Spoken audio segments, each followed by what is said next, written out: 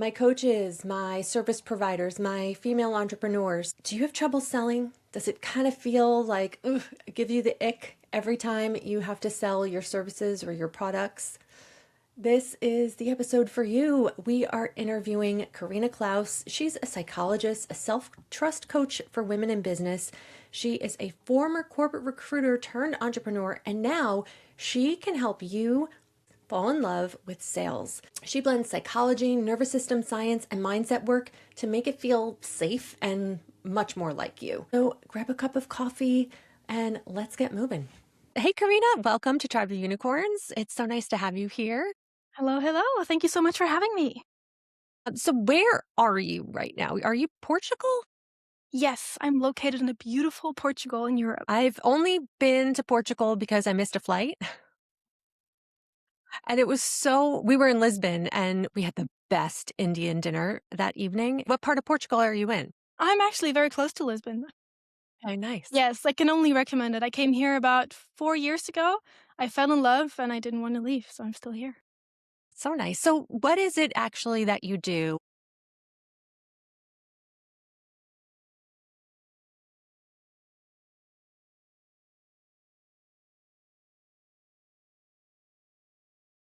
I help service providers and coaches to fall in love with sales. There are so many amazing people out there with amazing offers and they can provide amazing services. But for some reason, most people feel very, very strange when they want to sell it. And so many people just don't get around to sell their products, or they don't get around to start their businesses or grow their businesses because they're scared of selling. So what I'm doing is helping them fall in love with sales. It's one thing to create a service line to start your business, but when you actually have to tell somebody what you do in a way that entices them to realize it's probably a solution that they need, it's such a tough thing sometimes. Why is that? Why do we get stuck? I mean, there's so many different reasons for it, right? But I mean, when you think about sales, most of the people, I would say 99% of the people, especially women, have this icky feeling of the used car sales. So we all feel Hmm. like, ugh, I don't want to be that. Most of us who start our business, we want to help people, right? Especially women. I feel it's always women. I feel like I just want to help people. I'm here to make their lives better. And then we have this feeling of the used car sales and we're like, oh, I don't want to manipulate them. It's more complex than that, but this is where it starts. We kind of have this negative connection, this negative association with sales. Here's a great example that happened to me recently. I was sitting in the car with somebody. I was taking her back from an event that we had been at, and it had nothing to do with my business or anything like that. But she knew what I did. And she was telling me about her business, and she has a real, very big need for a service that I offer. And the minute she asked me, well, can you tell me, is this, how would you do this? Or I froze because we were at an event together that was very more soul based. And so then to switch gears into this, like, I do this and I can do that for you. And yeah. And I just absolutely froze and I was stumbling, and she flat out said, she's like, you don't know how to sell yourself. I'm like, I swear to God, I do, but I can't switch gears that fast. Feel that so much because I mean, I know it for myself in the beginning. When I started my business, I mean, it took me years to even start my business because I hated sales. I admit it. Yeah. Well, I think the relationship is so important to me, and I don't ever want to have anyone feel like they're paying for something either that they don't need, or I'm trying to convince them of something. My best sales are always when somebody has a specific need and I can solve that problem in the best way, better than any other option they have. Then it's easy for me to just say, look, I can solve that, rather than the other way around, which I guess is the Yeah. hard part. I mean, and if we just look at this example, maybe you can remember like what kind of thoughts and beliefs did you have, right? You said relationship is so important to me. It was such a soul event and I didn't want you, I had to switch to that personality, that sales. So, it's like I can already tell you so many different stories that are going on at the same time, which you probably notice, right? And Yeah. then you notice you froze, you were all awkward, even though you love your product, even though you could have helped her because you just said, I had the solution to what exactly what she needed. And it's so funny how our brains just switch and then we become someone else and then it's all awkward and then we feel awkward, the person feels awkward, and there we go. We hate sales. So how do you help people work through this? I mean, because I know your background is psychology, is Yes. that right? Yeah. So From a psychological standpoint, what do we actually need to get over, or where's the mind space that we need to Yeah. be in? I mean, there's so many different layers to this, right? But just from a psychological perspective, I like to combine psychology, which is, everything about the mind, but also the body. I learned the hard way, I feel, that in the beginning I thought, oh, I'm a psychologist. I can think my way out of this. It was all about mindset. And then I noticed quickly, like, I know better than this. Like, why am I not doing it? I know better.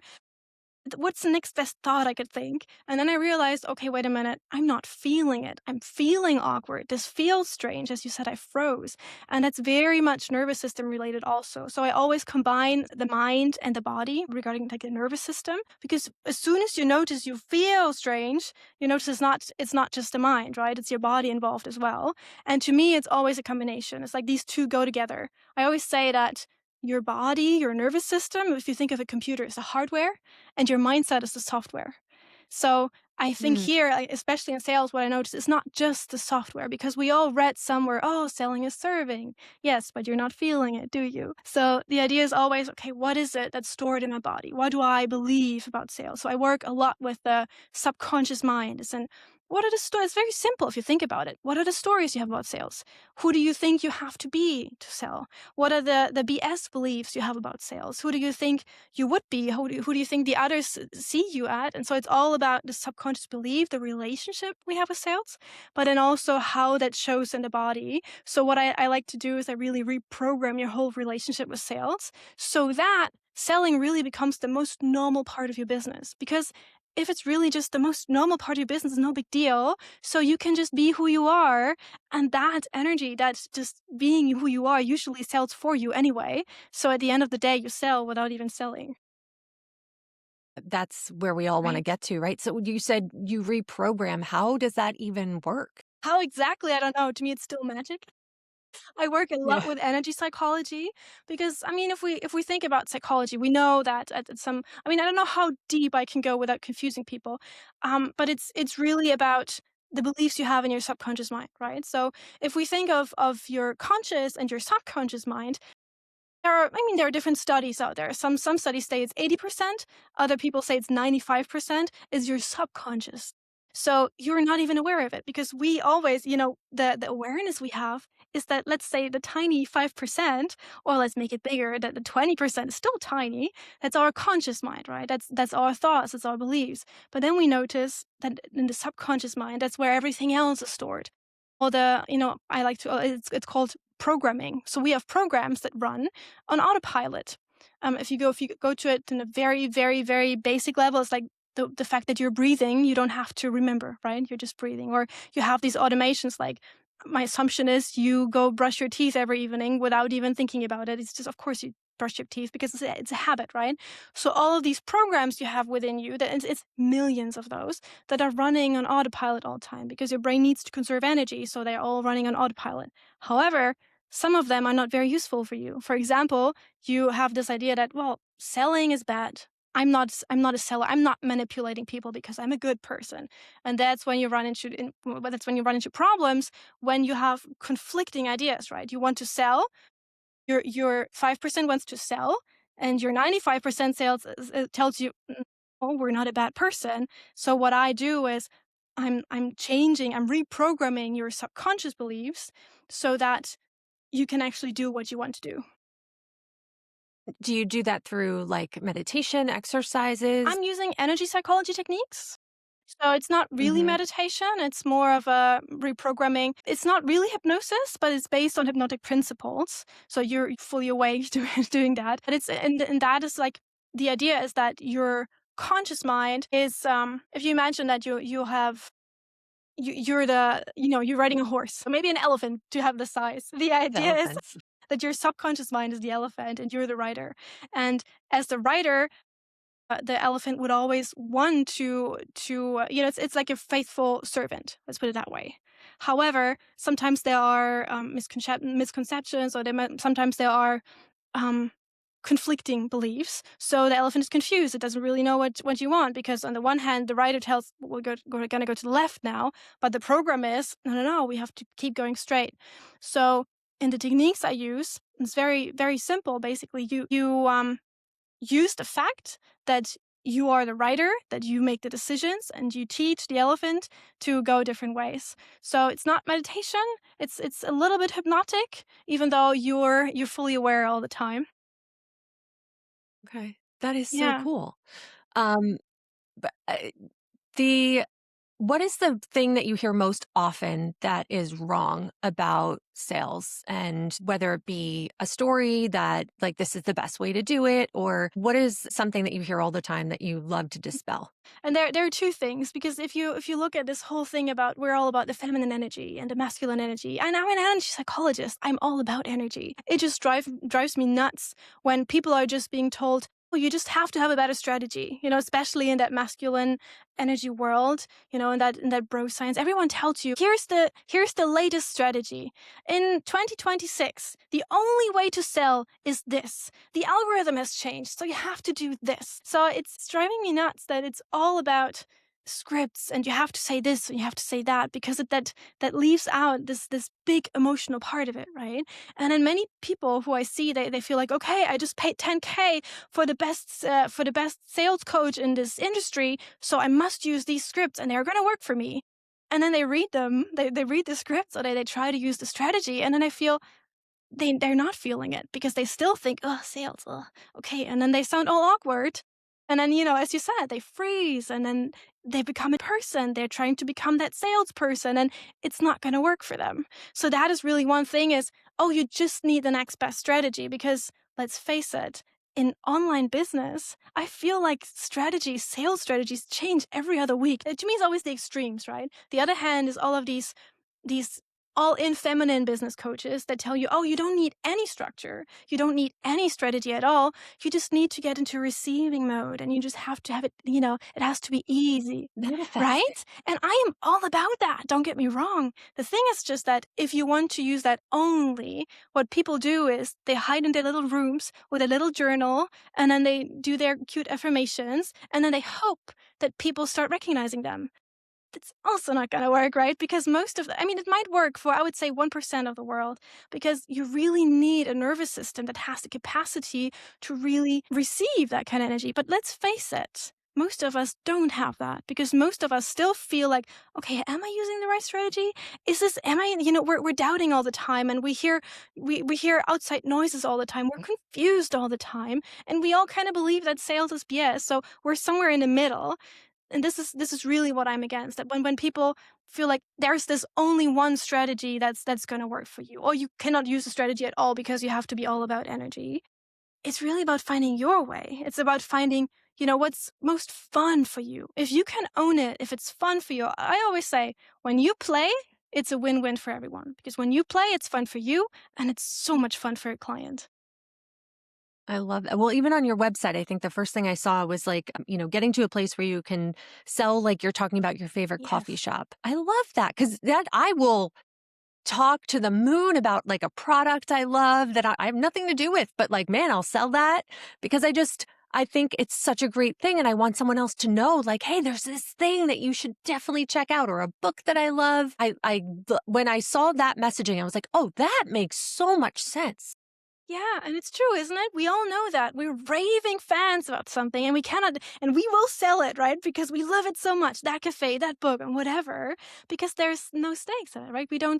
We won't be judged. It has nothing to do with us, Right. and there you go. It's a little bit of a different story, but that's possible to receive, to come to that point for your own services. That's true too, though, the idea of the judgment, because the minute you flip it onto, oh, it's my service that I'm selling, even though you may feel like it's the best thing in the world for the person that serves, the judgment is kind of hard to get past. Because, like, what if I, sell this to somebody and they don't feel like they got their value out of it? I've definitely been on the receiving end of that, where I paid for something and then I've gone through the program and I'm like, this isn't really what I thought it was going to be, or it didn't live up to what they were Yeah. saying it was.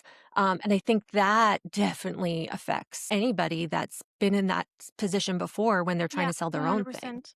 I mean, especially when you start your own business, right? It's it's you are your product in many ways. And I feel especially for all service providers, because it's not just like you sell a thing and here it is and have fun with it, but you will be part of the process the whole time, for the implementation, for the whole time of the project.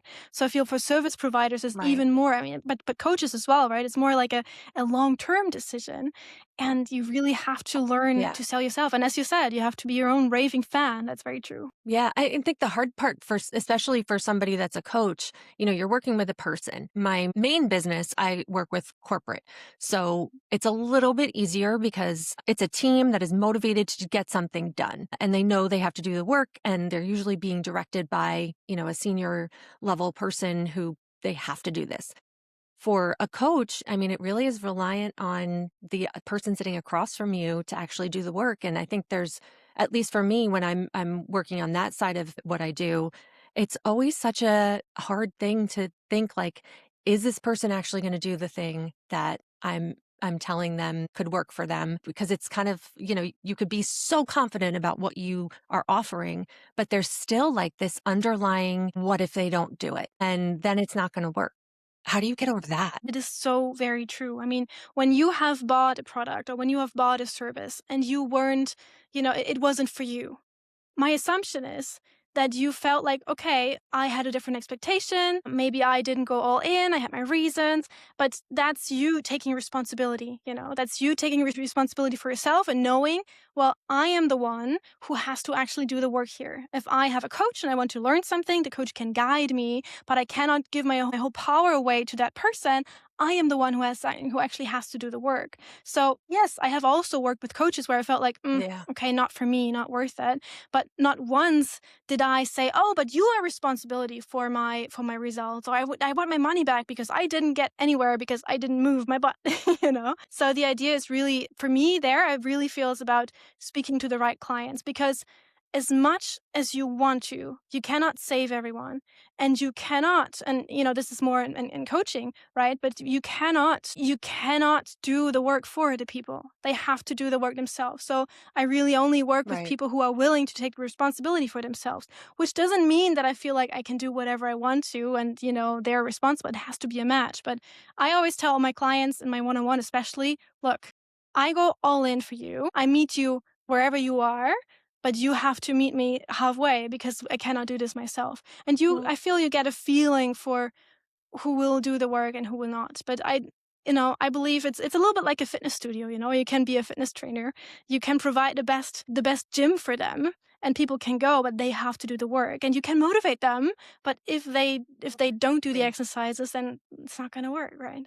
Yeah. Do you include that in a part of your own personal sales process where there's more of like a vetting type of device so that you do know it's the right fit? If I had that on the more coaching types of things that I do, it would just be, I would be more confident about it. Like on my marketing and design side of things, I can spot a red flag client in a heartbeat. I know exactly what it is. I can hear it in their tone. I can hear even the questions that I ask about the type of information that they have to provide me up front.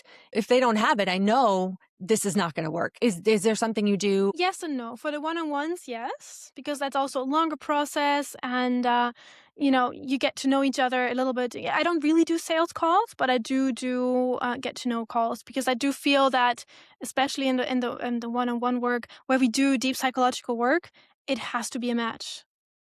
Therefore, I feel like I'm a little bit like you. As you said, you can spot the red flags, and I'm also very very honest up front. I tell them, look, it's only going to work if, and I feel that you notice that in people's language, right? So when in psychology you speak of the victim Mhm. mentality, which is when you always, this is really how it's called. I think it sounds a little bit judgmental, even though it's not, but it's the victim mentality. What it means in No, psychology is no. it's always someone else who's responsible if you're not taking your own responsibility. And if you talk to people and the language they use is about, well, this hasn't worked because that coach didn't do a good job, or it's always because this and it's because of that. It's never my own responsibility. Then I already know, look, this is not going to work. I've even felt when I'm creating things and thinking about the sales process of it, sometimes that'll even affect what I'm actually creating.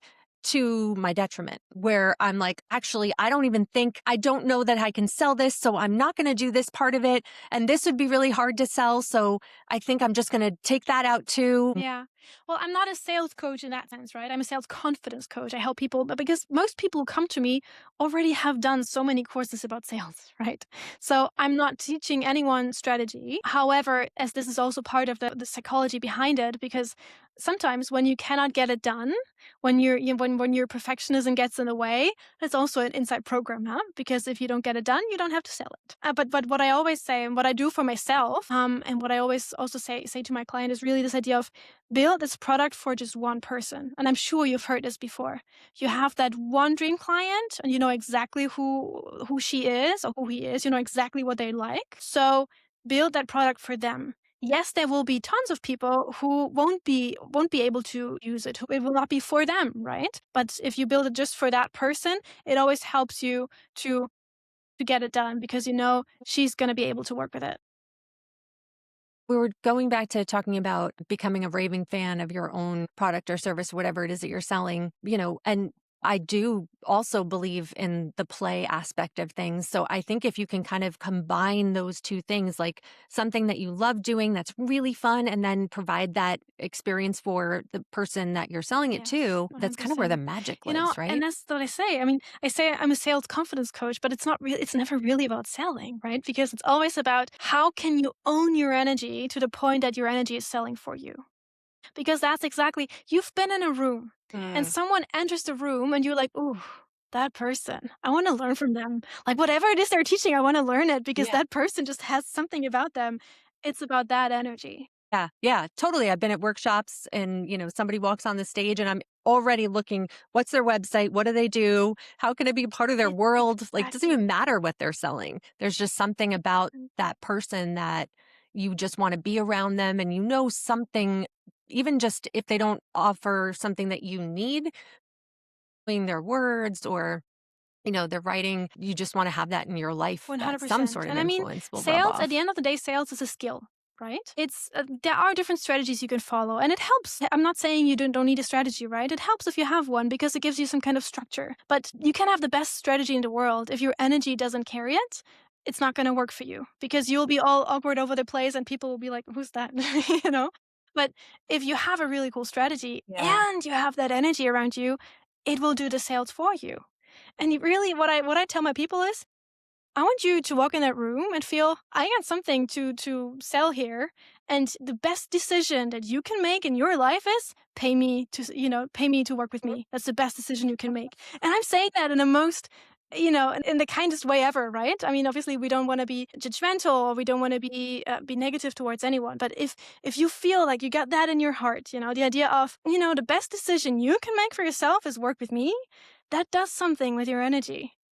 And it's like, look, if you can buy it or not, but Yeah.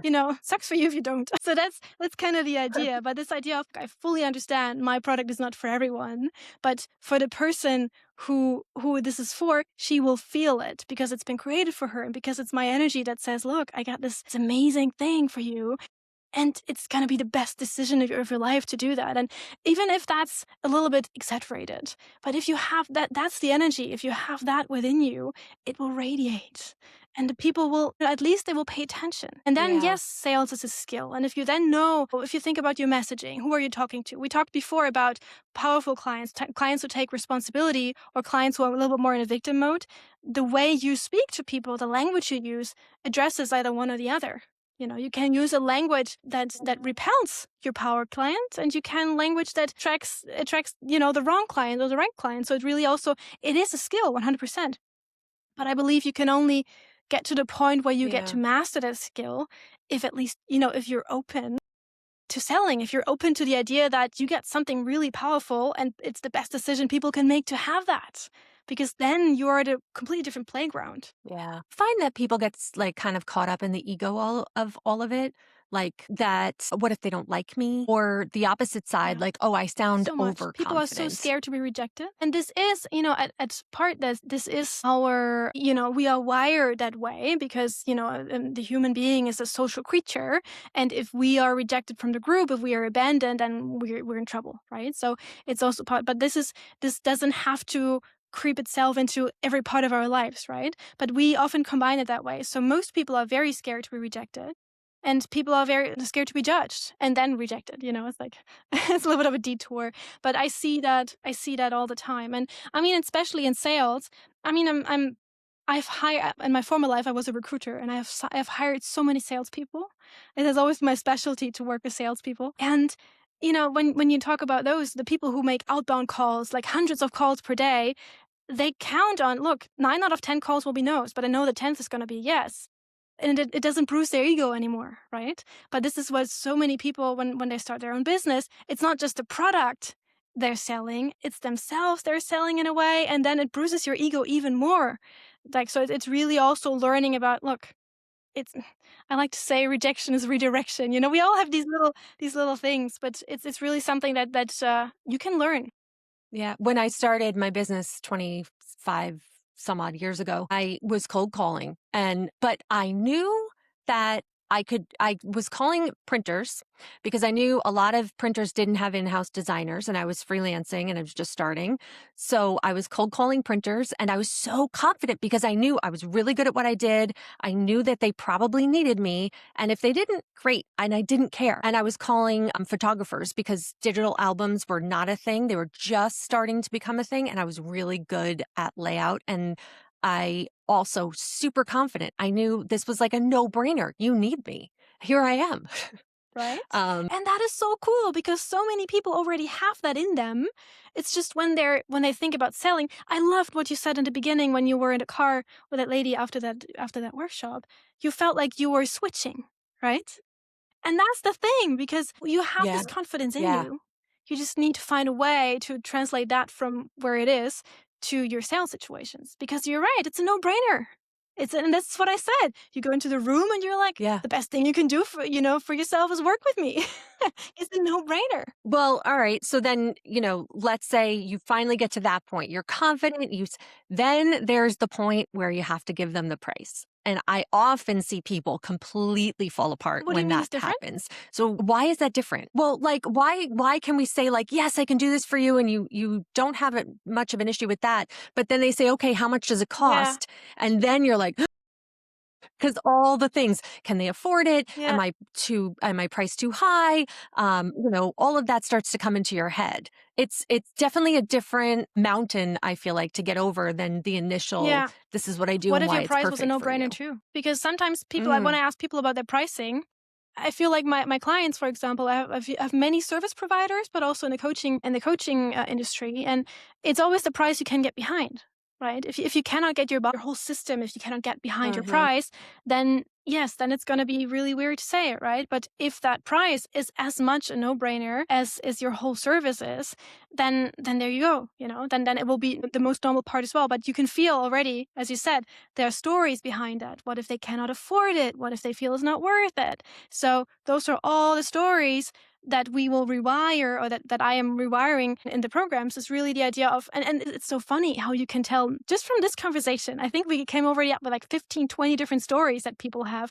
And it's crazy how many stories there are, and this is, if you rewire all of that, because my Yeah. understanding is people love to buy. People just hate being sold to. You notice, like, when you receive these cold messages and you're like, you want to get me. I don't want you to get me. That's this idea of, no, I don't want you to sell to me. Oh, but I love your product, So that's the idea. So it's a game, it's a dance. And if you can learn to play, there we are again. If it's to play, if it's the most normal part of your business, if you can price your services in a way that for you is a complete no-brainer, for you, that when you feel like, yeah, that's my price. And if you don't want to pay it, that's completely fine. Your loss. If you can get that kind of energy, obviously in a friendly, social way. I'm not trying to teach people to be arrogant, not at all, but I think it needs that little bit of a sassy, bold energy to come to that play, and to come to that energy that's like, ooh, look at her. Well, I mean, it almost sounds similar to how you need to show up as a leader.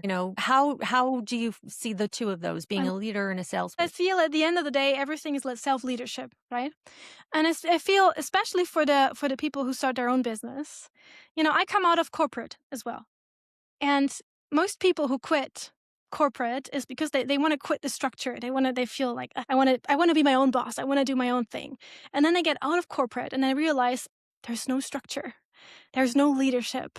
And then they have to learn to lead themselves, right? And just, I mean, this is for the whole business, obviously, but if you think about sales, if you cannot guide yourself, if you cannot lead yourself, then you'll be all wobbly, right? So if you think of the person who has a problem and they want a solution, they want leadership. And if we're talking about the victim clients and we talk about the powerful clients, leaders pay leaders. Because if you know you have a problem and you want a solution, you feel like, oh, I would like a coach in let's say sales, just because we're at a sales topic. Would you consider working with someone who seems all wobbly in their energy? You'd be like, no, how are you supposed to take me by the hand and lead me into the light? How are you supposed to lead me? So it always starts with yourself. If you can lead yourself, which means, can you regulate your emotions? Can you tell your own story? And, do you believe your own story? Do you follow your own energy? And then you're the leader that other people love to pay. Because I would not, and even the price can be the cheapest on the market. I'd be like, I'm not going to work with you if you're all wobbly. But if there's someone who is double the price that I thought I would pay, but I love their energy and I feel their leadership radiates, I'm like, you are the right person for me because I feel I'm in the dark, you're in the light, and I want your leadership to get out of the dark into the light. I want to be where you are. Please take me by the hand. So sales is leadership at the end of the day. You have a couple different ways that people can work with you. Do you want to talk about first off, your website, instantly you have that sales quiz. So if you're listening to this and you're not sure where you fit in, I would definitely recommend going there and taking that. But what other ways can people work with you? The quiz is meant to show people, look, there's already so much you got. Let's take that, work with it, and then let's make that your superpower, right? The quiz is just to get to know each other and for you to play a little bit. The way I work with people is I have a course people can take it's called Confidence Selling. And that's really to very, very simple beginner level for people who have never done anything with sales or never done anything with psychology behind sales. It's really to teach people about what does your nervous system have to do with sales? Like, how does it show up in your day-to-day business? And it's really for understanding, but then also a very practical way to start rewiring. It's a very practical way to shift your energy within minutes so you can already start playing with your own sales strategy. So that's one course I have. And I also do the one-on-ones that people can apply for. So that's when you want to go really deep and actually really rewire your relationship with sales at the root so that you can become that person that we talked about. I love the picture you had of that woman that came on stage and you were like, oh, I'm immediately going to look her up because there's something about her. So that's the one-on-one for the longer, but I also have an intensive that people can book in case they just want like one little nudge. So, okay, let's look at where I'm at. We can map your nervous system together and see what are your stories, what are stories you tell? Where is it that you could start to rewire your relationship with sales? Sales doesn't have to be serious. People always, as you said, they freeze, they tense up, they feel they have to be someone. To me, it's really about play. If you play, it's going to be a win-win. So it's a win for you because you get to play, and your clients are going to love you when you're in that playful energy. And that does at least have the work for you in sales. One last thing. It's called a lift kit. It's for, you wake up and you're just like, I just can't today. And you need some little 5-minute device to help you snap out of the energy you're in to raise into a higher vibration so that you can go and take on your day. We've had a bunch of people share, somatic movements or meditative things. What would you recommend? The simplest thing I can do is I turn on my favorite song and I start shaking my body. I start dancing like crazy. Just, either, what it is for the shaking, it really helps your nervous system to relax. It's funny enough, maybe you've seen that when you have an animal that has been in stress, they start shaking, and then they shake off the stress. And it's the same for humans. We just forgot. So sometimes it can feel weird, so I just turn on my favorite song and I shake and I dance, just go crazy. And usually after those 2-3 minutes, I'm in a completely different state. Karina, thank you so much. Guys, all of Karina's links will be in the show notes. Please go over and check her out because you will be better at sales and love it, and your business will thrive. Thank you, Karina. Thank you so much. I want to thank Karina for coming on the show. It was such a pleasure having you on the show and hearing all about how we can get more confident with our sales. Guys, if you want to connect with Karina, you can go to karinaklaus.com, and I have all her links in the show notes. Have a great day. I'll see you next time.